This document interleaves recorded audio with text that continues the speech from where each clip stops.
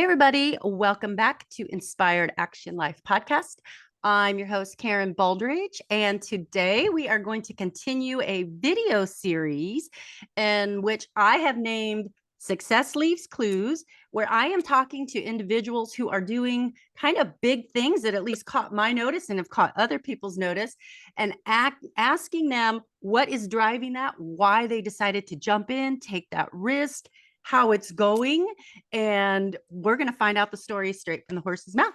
So without further ado, the next person I'm going to be chatting with over here is Rachel Kerr. She is the founder of the Beauty Boost, which is a women's group that you can find in 25 different cities all over the United States, in which she organizes events and does content and all types of lifestyle, interesting things for women to bring them together in a community and give them a place to be.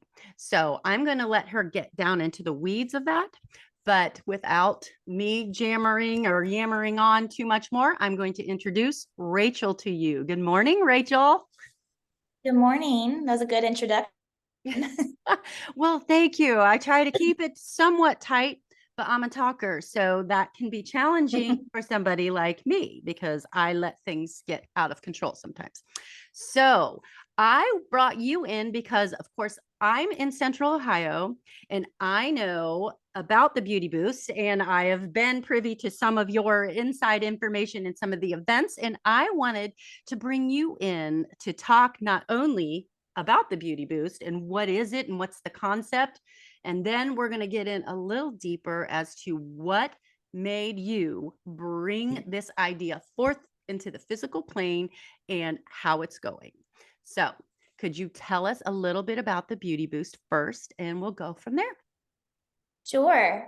So the Beauty Boost is a company I started in roughly 2015, about timelines, but and the whole concept, our whole mission is to help women feel empowered, feel healthy, and feel beautiful. So inner beauty. And we do that by putting on these different events and experiences. So every month, regardless of what city you're in, there's about 1 to 4 happenings that typically range under 4 categories, which are retreats, or it's a local day retreat or a weekend getaway, fitness events, empowerment workshops, and socials. And women can just drop in and grab tickets to anything and everything they want, and or they can grab membership. And we just try to keep everything super, super affordable so that women can really make it more of a lifestyle, balance into as much as they want. So typically, if you're coming to at least like 4 or 5 events throughout the year, membership is a more affordable route. Yes. Well, that sounds, that makes sense because there's a lot of options for women to choose from if they want some sort of entertainment. So I can see the mindset as to why you shape it up that way. But I'm also interested, really, that's such an unusual concept. How did you come up with the concept? And how did you, lay the foundation to kind of spring it out into the world? How'd that work? Yeah. It was a very slow process. So it wasn't like I graduated college and just dove into this. I had quite a few jobs after school. I'm here in Columbus, so Limited Brands is headquartered here. So I worked for L Brands. I did fundraising for St. Jude Children's Research Hospital. I worked for a marketing firm, and I always had freelance jobs on the side as well. But none of my jobs there's nothing wrong. This was definitely well before remote work was a thing, or even the term freelancer. I really hadn't heard about that I did not know anybody doing that, at least in Ohio. But I always felt like I just despised having to sit at a desk all day if I would get my work done, or if I would want to go home and see my grandma in Wheeling, West Virginia, where I'm from, and just work remote, or if I'd want to do a midday workout class. I was kind of the kid that was always bouncing off the walls in school. So it's very hard for me just to sit. So it was definitely, that was my first kind of nagging feeling in my soul of just knowing this lifestyle was not right for me. So more of a selfish perspective, you could say. And yeah. And then I just didn't know though, okay, you had that feeling. What do you do with it? So I started doing a number of things. I don't know if anybody listening follows Marie Forleo, but she has a lot of great content. She's like a Oprah or Tony Robbins type person, without the woo, more like concrete, I would say. Yeah. And I just started absorbing a lot of her content, trying to change my mindset. I started going to events here in Columbus, the ones I could find at the time that were geared towards like self development, not even necessarily for the speaker, but just for the people in the room, just to be around people like that. And then I started working with a life coach named Kim White. I also, the concept of life coaching really wasn't, I did not know what that was. I feel like Oh, most people, not at least here. in Ohio, Yeah. yeah, it wasn't like a trendy thing or a well-known concept. But my friend put out a post that she was looking for a pro bono person. And I was like, I'll think for free within reason. Yeah. So I waved my hand. And I would say that really started everything. She started asking me questions that are just like, oh my gosh, how do people not ask themselves this now? But at the time, I had never asked myself, like, what is my ideal day? How do I want to structure my day? What do I want to spend my time on? All those things. It wasn't like we went through a couple sessions and I, bam, did the beauty boost, but got the concept going. And I was also hearing from women at the time that they were looking for this kind of thing, looking for ways to make friends after school or Right. in their adult life. They were in bad relationships, didn't have the support or know how to get out. They were craving like community resources, but didn't want to do it alone. So I started with a website and Facebook because really no other social media like Instagram and things like that, TikTok weren't around at the time, Mm-hmm. and put on a weekend retreat at Hocking Hills. And that's really what started everything. I'm still Oh. working full time. Oh, so that was the kickoff event then, like a retreat. That was your kind of Mhm. entry into what the beauty boost might look like. It started with the retreat then. Yep, I just wanted to break even. I made like $200. I was super thrilled. Yeah. But more so, the women that came, I just saw firsthand how impactful it was. And retreats are where you're immersed for the most time for what we put on, and where women can bring about the most change in their life if that's what they're coming for. And just saw like, wow, we're really onto something. Like women definitely need this and want this. Mhm. And so that was very telling, and then just kept going from there. What I think is interesting is that you followed that hunch of, okay, trying to fit in the box of 9 to 5. Okay. So I understand that because your story is exactly my story. I did it for a lot longer than you probably because I didn't know about the pivots. I didn't know the Marie Forleos of the world and all of those that now, which is so great, the self-development or even business development, coaching and things like that really wasn't prominent. But I think a lot of women have your exact story, but a lot of us will stay in the pool longer than we should. And I think it's Yeah. And interesting that you were able to pivot. yeah. And there's a lot of pressure on people, I think, to like live your passion, make your job your passion. I do get to do that, which is great. It's the best of all worlds. But I don't always think your job has to be your passion. I think sometimes your job is just what pays the bills and you can get your passion outside of that. But as long as you're not truly miserable, or you can make small tweaks, like if you are like me and you don't want to go into a place 9 to 5, but you need that financial stability and benefits and things like that, and you feel like you can only get that through a corporate job, then maybe you can find a remote one that allows more flexibility, and just Right. there's so many more options now. There is. And I think that you bring up a very good and valid point because then the pendulum has swung a little bit the other way where, oh, get paid for your passion. And like you said, not everybody realistically can make that happen, but they can Mhm. be more passionate about the life that they do live, like you said. And so you were lucky enough to kind of bring it together and make it as one, but just doing something that makes you feel creative and happy is a good pivot. So I think Mhm. that's a very good point to kind of add to that fulfillment of life, right? So Yeah. I'm curious about when you made that move to decide, okay, at what point did you make it full time? Like how much further along after that big retreat Yeah, kickoff? 3 years. So people see us, in their other companies, you always compare inevitably, and you just think like, oh my gosh, I should be ahead, or I should be doing this. I think a big thing I see in today with like the videos, the quick content is just like a get rich fast, or Yes. it barely takes any work. It's passive income, which is great. It's still, there's still work. And so a lot of people don't see the behind the scenes of what we did, but I worked my corporate job full time, taught yoga on the side, about 15 classes a week, and did freelance jobs while running the beauty boost and building it. I've always been a hard worker. I've worked since I was 15. I always like to have income coming in different ways. I paid for college myself, and I'm single. Everything is kind of dependent on me. Right. And I always had multiple jobs throughout college, blah, blah, blah. So I was kind of used to that hustle bustle shuffle. However, I still like have a great social life. I still see friends. I'm not just like a workhorse, never getting to do things that fuel me. And I think that's important to note. But so I was working my marketing firm job and started the beauty boost. We had that retreat. I was like, this is great, but how do I make this a business versus just like a hobby, some side income? Right. And so it's kind of like a moving scale. So like while the beauty boost grew, I asked my job to go down to part-time, and they let me for a pay cut, obviously. I was probably still doing full-time work. They were just paying me part-time. Exactly. Letting me come in 3 days a week. But then beauty boost would grow more. And so I made the big decision to leave that corporate job, which was like a glamorous job. I was traveling the country, Oh, wow. working on women's races, and, had a nice title and blah, blah, blah.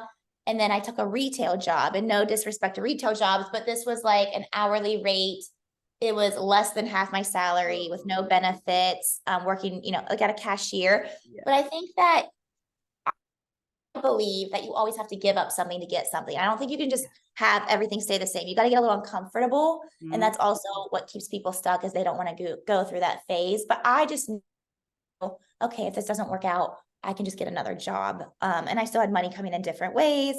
So I did that, and then beauty boost grew more. I quit that retail job. That retail job made me so many connections, as did yoga. It put me in the space. So I try to be smart about it, where I was meeting fitness studio owners, other women that are still part of beauty boost today, all those things. I was still doing freelance teaching yoga once I quit that, and then slowly ended all of those things.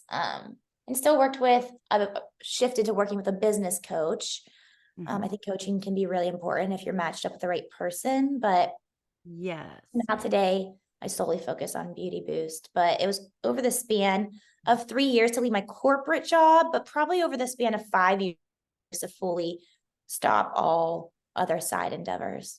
Well, I mean, that again, you're bringing up good points, because you've likely been asked this or had to talk about these factors. But people, the overnight success that gets glorified, and that really doesn't promote somebody chasing their dream for any sustainability, because if it doesn't work immediately, like, well, then I failed, it's over, like I shouldn't have done that, because it's a fail, because everyone on the internet becomes a rousing success after a year they're making millions. And I think that there's too much unrealistic expectations on what that pivot would look like. So I think that was a good point that you brought up.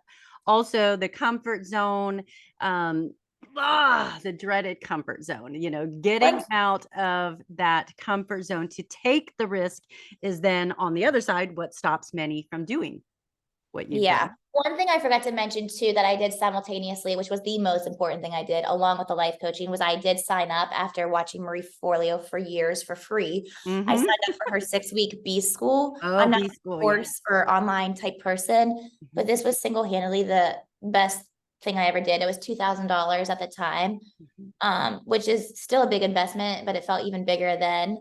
But you can rewatch the content, and I really still apply a lot of her principles still today. And when I do light business coaching with others, I apply those principles. So she really helped me set the foundation. That is huge. And I actually know a lot of people who have also taken that and with big success, like thumbs up success, because it's practical. It's the X's and O's and the blocking and tackling, of starting a business, which I would love to ask really quick on your business coaching situation. Like, how did you decide of who was going to be most aligned with you, because I think when you're a business owner, we have to be very careful who we bring into the influence circle, right? And there has to be a certain understanding that I align our core values or my energy somehow, whatever that is, aligns with the coach that you're going to bring in to listen to. Did you have a hard time I've finding had somebody, or what was I've that had process? good and bad. I'm actually at my co-working space, Haven Collective, Mhm. and the one of the co-owners, Melissa Blackburn, was and still is kind of my coach. She was my coach, and then she and I will still do like quarterly meetup type Oh, refreshers here and there. yeah. I had another business coach who I genuinely liked as a person. I spent more money than I've ever spent on anything else, and it was my least helpful thing I've Oh, ever done. So you definitely need to do your research. All coaches should offer you like a free call to see if your personalities mesh. I would highly suggest asking a lot of questions like, do you come to the meeting prepared? Are you guiding me? Like what's the workflow? What are the goals I should have accomplished by the end of this? You can ask to talk to other clients that they've worked with, especially just depending on how much money you're spending. I mean, there's always a level of risk to anything, but you can help lower that. And so Melissa was very helpful for me in terms of business coaching, though. I think that's great. And again, these are, practical tips on how to find the right person to work with, because I think that is a lot of us, or at least many of us in this space, have probably come together and collaborated with people that maybe the value that you thought was going to arise didn't necessarily, arise for the investment that you got, or you didn't get the exact information. So those are good tips for you to, the questions to ask. I mean, we'll keep this practical on good questions to ask. Yeah, I'm a big fan of coaching though. I mean, every successful person I know still has a coach. So I just think it can be hugely helpful when it's with the right person. Yes, when it's with the right person. And also my along with coaching, because that's the practical side, right? That's the tactical, don't do this. But the Mhm. thing that interests me even more so is the mindset behind the X's and O's. What is it that makes you tick, that makes you believe? Do you have a belief system? Do you do affirmations? What is it that gives you the confidence to move forward and say, I'm going to do this, come what may? I just have a belief that it'll work out. What is some of the, So for me, for that, yes. I think that your confidence grows over time. You just have to start. I also did coaching with the Wonder Jam. They're a local husband and wife marketing type agency here in Columbus. Mhm. And Adam back in the day told me like you should have errors on your website. You should be whatever because you just need to be doing things. And at the time I was like, what? That's so like that'll look so sloppy to the public. I come from a marketing firm where everything's Yes. perfect. Buttoned up. Yeah. He was like, no, people just sit behind the self-help books and whatever. You have to like be doing. So I think it's always scary. I just had a retreat over the weekend. I've been doing them for 8 years. It's probably my 35th retreat, and I still nervous to put it on. Um, but I just think the level of that nervousness does dwindle, just like anything. You get more confident as you do it over time. Events are very public facing, unlike me selling a shirt online where nobody knows if I'm selling a million or one, if I Right. sink or sale. Events are very, very public facing. So there is a lot of pressure. Yes. But yeah, so some of the things I did to build that confidence, was doing Marie Forleo's course, Yeah. not just putting out stuff. I thought she teaches a lot about this, and some of it's just like, duh, of course, but sometimes we forget the basics. So not just putting out things I thought would be good or resonate well sometimes. And I go over this in my business coaching with people, like you think this course will be great. You spend all this time and then it's crickets. Well, maybe people don't need that course or want that. So surveying people, asking them prior is hugely helpful. That's great. Um, so I did a lot of that, went through hers, surrounding yourself with other people that are in this mindset. So going to the events, whether it's ours or other people's, or listening to podcasts. I'm still do a lot of that. Yep. Reading, taking in and absorbing as much content as you can, self-reflection, like journaling time. You have to take care of yourself. If you if you are waking up and flying, I mean, I've lived both and it ebbs and flows for me, but waking up, eating poorly, you feel heavy, like you just feel like, not in terms of weight, but overall, just like the world is heavy. Yes, heavy energy on you. Heavy energy. You are not eating things that fuel you. You're not moving your body. You're in a state of chaos and rush. You are not going to be able to produce the same effort and be at the same light and energy that Mhm. you would be if you're taking care of yourself mentally, physically, all the things. Right.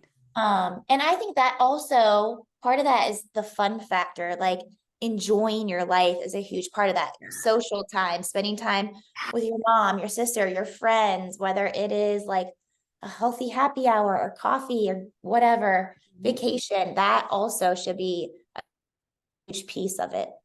It is. It's like the energy that you put out is the energy you receive back, right? So happiness will attract more reasons to be happy. And I was wondering about that for you.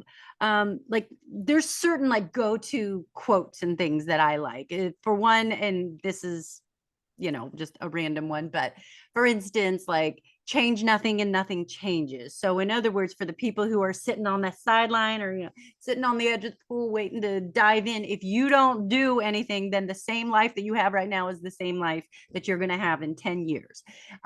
So you decided to make those changes. So is there a quote that kind of drives you, or are there certain like things you tell yourself to give yourself courage to continue to either move forward or try new things?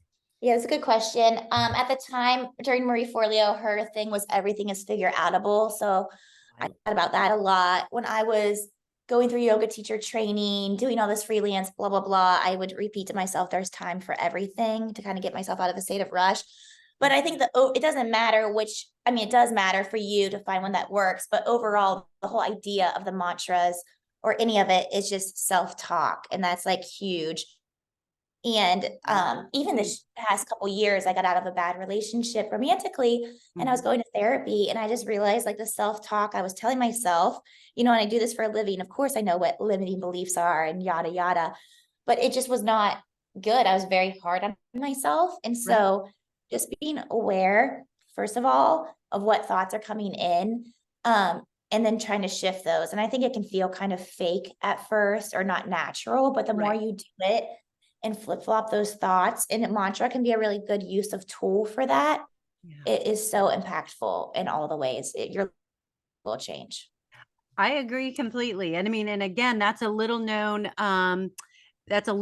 thing that you not everyone will talk about. So it's one of those Mhm. things where if you talk yourself through it long enough, it becomes believable to you. So you have to be able to talk it through and make yourself aligned with the truth of it. And most people I have found, at least in leadership coaching, don't do that. They react. And I like how you are talking about designing it instead of reacting to life. You're designing it.